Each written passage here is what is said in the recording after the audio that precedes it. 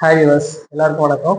இன்னைக்கு நம்ம ராமாயண தொடர்ல என்ன பார்க்க போறோம் அப்படின்னா ராமன் சீதை அவங்களோட சுயம்பரத்தை பத்தி நம்ம இன்னைக்கு பார்க்க போறோம்.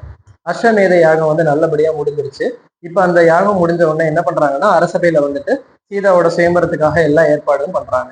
எல்லாரும் அங்க நிற்கும் போது என்ன பண்றாங்க அப்படின்னா அந்த சிவதனுசை இங்க கொண்டு வராங்க. அந்த சிவதனுசை யாரு உடைக்கிறாங்களோ அவங்க தான் சீதா பிராட்டிய கல்யாணம் பண்றதுக்கு சரியான நபர் அப்படின்ற ஒரு கண்டிஷன் அங்க வைக்கிறாங்க. சரி, ஜனக மகாராஜாக்கு சீதா பிராட்டி எப்படி கிடைச்சாங்க அப்படின்றத நம்ம பார்ப்போம்.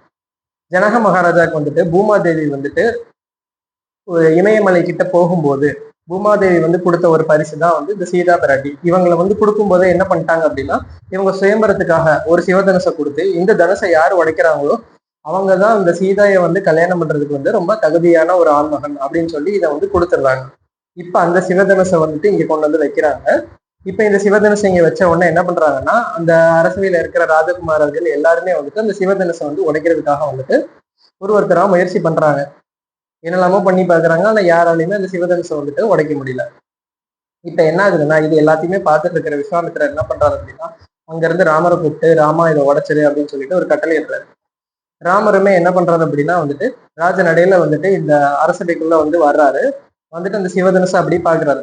பார்த்துட்டு என்ன பண்றாரு அப்படின்னா ராமர் ஒத்த கையில அசால்ட்டா அந்த சிவதனுசை அழகா தூக்குறாரு. இதை பார்த்தவொன்னே எல்லாருக்குமே ஒரு பயங்கரமான ஒரு ஆச்சரியம்.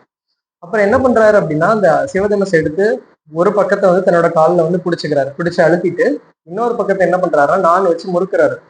அப்படி முறுக்கும் போது என்ன ஆகுதுன்னா, இந்த சிவதனுசு டமால்னு உடஞ்சிருது பயங்கர சத்தத்தோட. இப்ப இந்த சிவதனுசு உடஞ்ச உடனே ஜனக மகாராஜாக்கு ஒரே சந்தோஷம். இதுக்காக தான் இத்தனை நாள் காத்துட்டு இருந்தேன், இது ரொம்ப கஷ்டமா இருக்கும்னு நினைச்சேன், ஆனா இவ்வளவு ஈஸியா இருக்குது அப்படின்ற மாதிரி மனசுக்குள்ள ஒரே சந்தோஷத்துல அவர் அப்படியே பாக்குறாரு. இப்போ இந்த விவாகத்துக்கான ஏற்பாடுகள் எல்லாத்தையுமே பண்ணணும். இப்ப என்ன நடக்குதுன்னா, இங்க இருந்து செய்தி தசரத மன்னருக்கு சொல்லி அனுப்பணும். இப்ப தசரத மன்னருக்கு செய்தியை சொல்லி அனுப்புறாங்க. தசரத மன்னர்களுக்கு இந்த செய்தி கிடைச்ச உடனே இதை கேட்டவுடனே தசரத மன்னருக்கு மிகப்பெரிய அளவு கடந்த ஒரு ஆனந்தம். ஏன்னா இதுக்காக தான் இத்தனை நாளா அவர் காத்துட்டு இருந்தாரு. ராமரை பிரிஞ்சு இருக்கிறது அவருக்கு ரொம்ப கஷ்டம் தான். இருந்தாலும் அதோட விளைவா என்ன நடந்திருக்குன்னா, இப்படி ஒரு பெரிய நல்ல காரியம் நடக்குது அப்படின்றதும் சந்தோஷத்துல அவர் இருந்தாரு. உடனே இங்க இருந்து மேலதாளத்தோட ஆரவாரமா அங்க புறப்பட்டு செல்றாரு. அங்க புறப்பட்டு செல்ற உடனே என்ன ஆகுது அப்படின்னா, ஜனக மகாராஜா தசரத மன்னர் எவ்வளவு பெரிய மன்னர், அவரை அங்க வரவேற்கிறதுக்காக பயங்கர ஏற்பாடு எல்லாம் விழா கோலமா இருந்துச்சு. இவர் போய் அவரை நல்லபடியா வரவேற்கிறாரு. நல்லபடியா வரவேற்ற உடனே என்ன பண்றாங்க அப்படின்னா சீதைக்கும் ராமருக்குமான சுயம்பரத்தை இவங்க நடத்துறதுக்கான ஏற்பாடுகள் எல்லாம் செய்யறாங்க. இப்ப ராமர் சீதை இவங்களுக்கு மட்டும் அங்க சுயம்பரம் நடக்கல. இப்ப அவரோட தம்பிகளான லக்ஷ்மணன், பரதன், சத்ருகனன் இவங்க எல்லாருக்குமே சுயம்பரம் நடக்குது. இவங்களுக்கான மணப்பெண்கள் யாரு அப்படின்னா ஜனக மகாராஜாவோட சொந்தத்துல உள்ள பெண்கள். இவங்க எல்லாருக்குமே இப்ப 4 பேருக்குமே அங்க பயங்கரமா ராஜ விவாகம் நடக்குது.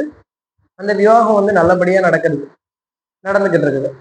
இப்ப அந்த விவாகம் எல்லாம் நல்லபடியா முடிஞ்சுட்டு எல்லாரும் என்ன பண்றாங்க அப்படின்னா, அந்த சந்தோஷத்தோட அங்க இருந்து புறப்படுறாங்க. இங்க அயோத்தியை நோக்கி புறப்படுறாங்க. அங்க இருந்து புறப்பட்டு அவங்க போயிட்டு இருக்காங்க. இப்ப நல்லபடியா போயிட்டு இருக்காங்க. போற வழியில ஒரு திடீர்னு பயங்கர இருட்டு. தூரத்துல அங்க இருந்து பார்த்தோன்னா ஒரு கோடாரியை நிப்பாட்டிட்டு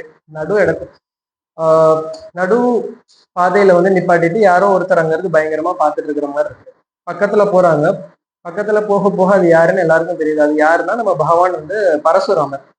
பரசுராமர் என்ன பண்ணிருக்காரு அப்படின்னா, அவர் ஒரு சபதம் எடுத்திருந்தாரு.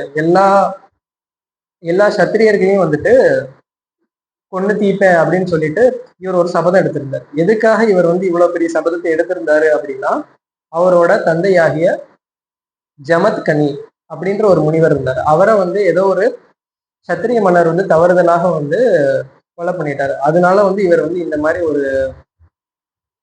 வைராக்கியமா இருந்தார். நான் சத்திரியர்கள் எல்லாரையும் அழிச்சே தீருவேன் அப்படின்னு சொல்லிட்டு. இப்ப இந்த விவாகத்தை பத்தி கேள்விப்பட்டு ராமர் ஒரு பெரிய ஆளு அப்படின்ற மாதிரி ஊர் முழுக்க பேசிட்டு இருந்தாங்க. அதனால அங்க அவர் நிக்கிறாரு. இதை பார்த்த உடனே தசரத மன்னருக்கு ஒரே பயம். அவர் ஓடி போய் பரசுராமர் காலில் விழுறாரு. ஐயா, என் புதல்வனை ஒண்ணு செஞ்சிடாதீங்க அப்படின்னு சொல்லிட்டு.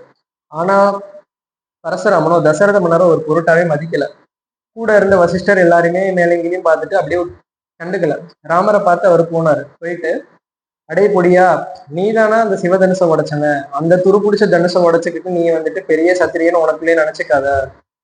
நீ பெரிய சத்திரியா அப்படின்றத நிரூபிக்கணும்னா என்கிட்ட இருக்க விஷ்ணு தனுசு இருக்கு, அதை தூக்கி அதுல ஒரு அம்பை ஏத்தி காமி பார்ப்போம் அப்படின்ற மாதிரி வந்து ரொம்ப பயங்கரமா அவர் வந்து அறைகோள் விடுறாரு ஒரு சண்டைக்கு மாதிரி. இப்ப இதை கேட்ட ராமர் வந்து என்ன பண்றாரு அப்படின்னா வந்துட்டு வயசுல மூத்தவரானவங்களுக்கு வணக்கம் அப்படின்னு சொல்லிட்டு ஒரு வணக்கத்தை போடுறாரு. அப்ப என்ன ஆகுது அப்படின்னா வந்துட்டு ராமர் வந்து பரசுராமரை பார்த்து கேட்கிறாரு, வயசுல பெரிய ஆளா இருக்கிறீங்களே, உங்களை பார்த்துதானே வயசுல சின்ன பசங்க நாங்க எல்லாருமே வந்துட்டு மரியாதையை கத்துக்குவோம், நீங்க எப்படி மரியாதை இல்லாம பேசுறது நல்லாவா இருக்கு அப்படின்ற மாதிரி அவர் கேட்கிறாரு. இதை கேட்டவொன்னே பரசுராமருக்கு ஒரு மாதிரி அசிங்கமா போயிருது. ராமர் வந்து அதோட நிறுத்தல, ரெண்டாவது கேள்வியை கேட்கிறாரு. அதாவது வந்துட்டு நீ என்ன அவ்வளவு பெரிய சத்திரிய பலசாலியா அப்படின்னு சொல்லி கேட்டீங்களே, நான் வந்து சத்திரியன்ற குளத்துல பிறந்ததுக்காக வந்து ரொம்ப ஒன்றும் அசிங்கப்படல, அவமானப்படல. அதாவது வந்து அறிவு தான் வந்து என்னை பொறுத்த வரைக்கும் ஒரு தலை சிறந்த ஒரு ஒரு கருவி, இல்லைன்னா எல்லாருமே வந்து பார்த்து போட்டுறதுக்கான ஒரு விஷயம். அதாவது வந்து நான் வந்து அறிவில் சிறந்த சான்றோரா விளங்குறதுக்கு தான் நான் வந்து முயற்சி பண்றேன், மித்தபடி குலத்தை வச்சு நான் வந்து சிறுமையாவும் பார்க்கல, இல்ல பெருமையாவும் நான் நினைக்கல அப்படின்னு சொல்லி அவர் சொல்றாரு. இதை கேட்டவொன்னே பரசுராமருக்கு இன்னும் ஒரு மாதிரி ஆயிடுச்சு. அப்புறம் என்ன பண்ணாரு அப்படின்னா, இந்த விஷ்ணு தனுசுதனை எடுத்து அடிக்கணும்னு சொன்னீங்க, கொடுங்கன்னு சொல்லிட்டு விஷ்ணு தனுசுல வந்துட்டு நான் வில்ல ஏத்துறாரு. இதை எங்க பார்த்து அடிக்கணும் அதை சொல்லுங்க அப்படின்னு சொன்னோம்னா அவருக்கு வந்து அப்பதான் புரியுது. அவர் வந்து அவர் வந்து புரிஞ்சுக்கிட்டாரு அவரோட ஞானத்துல. சரி, இது சாதாரண ஆள் இல்ல, இது வந்து மகாவிஷ்ணுவோட அவதாரம் தான், வேற யாராலையும் விஷ்ணு தனுசை வந்து இந்த மாதிரி எடுத்து வில்லேந்த முடியாது அப்படின்னு சொல்லிட்டு அவர் புரிஞ்சுக்கிறாரு. உடனே ராமர் வந்துட்டு அவரை பார்த்துட்டு அவருக்கு வந்து உபதேசம் கொடுக்குறாரு. நீங்க வந்து நல்லபடியா இமயமலை வாரத்துல போயிட்டு ஜபம் பண்ணுங்க, உங்களுக்கு வந்து தியானம் பண்ணுங்க, அங்க வந்து உங்களுக்கான வந்து அமைதி கிடைக்கும் அப்படின்ற மாதிரி சொல்றாங்க. இப்ப இந்த சம்பவம் எல்லாம் இங்க நடந்து முடியுது. அதுக்கப்புறம் என்ன பண்றாங்கன்னா, தசரத மன்னர் அவரோட படைகள் அப்புறம் ராமர் எல்லாருமே சேர்ந்து அங்க இருந்து இடத்த காலி பண்றாங்க. இதுக்கு அடுத்த தொடர்ச்சி வந்து நம்மளோட அடுத்த வீடியோல பார்ப்போம். இதோட இந்த காணொலியை முடிச்சுக்கிறேன். நன்றி, வணக்கம்.